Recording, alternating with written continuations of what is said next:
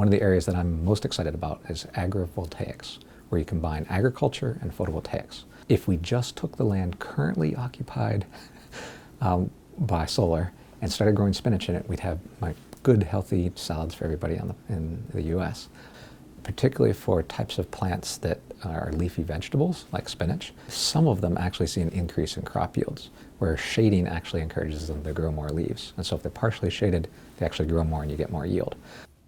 Now, a lot of grasses actually, especially in the summer, grow better in partial shade than in full blast sun.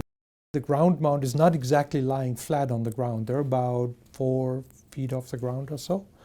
So it's very comfortable for sheep to graze under those arrays. And we have, a huge sheep operation here.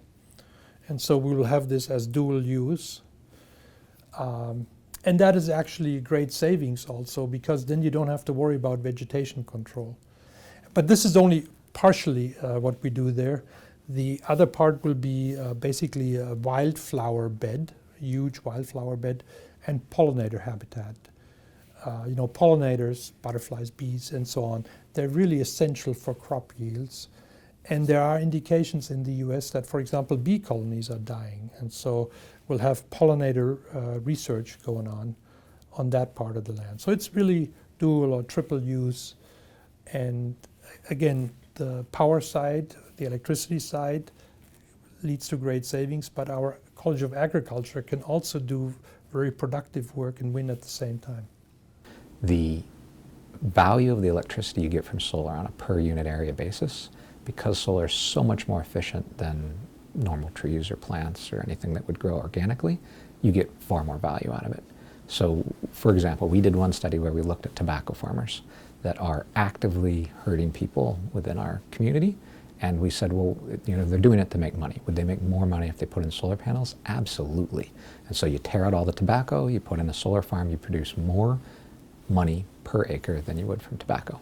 And we published that study, and a couple years later, now you see North Carolina, they're tearing up tobacco farms and putting in solar.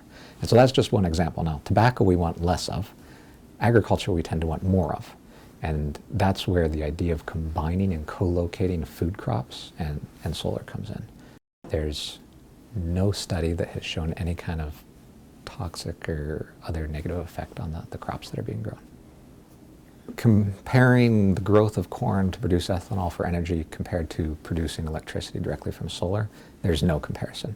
The most efficient plant you're going to find on the planet can't produce biomass at an efficiency of greater than 2%. And so you have 100 units of sun coming down, you're going to get less than 2% energy in the material, but then you've got to convert it to ethanol and then eventually put it in your automobile or whatever you're using it for. So your overall conversion rate's way under 1%. The worst solar cells on the market are at least 10%. The standard now is at 20. And so we did a comparison where we said, from an environmental perspective, is it better to grow some sort of a biomass, no matter what we're talking about, even switchgrass, something that would grow fast and be turned to energy, or is it better to put in solar? Undoubtedly, the question is always put in solar photovoltaics. You're producing far more energy, it's overall better for the environment. You're offsetting more coal, you're offsetting more use of natural gas or even oil. There's just no question. It's orders of magnitude better. So we want to send a signal that both of these sectors, agriculture and solar, can peacefully coexist and even in some cases benefit from each other.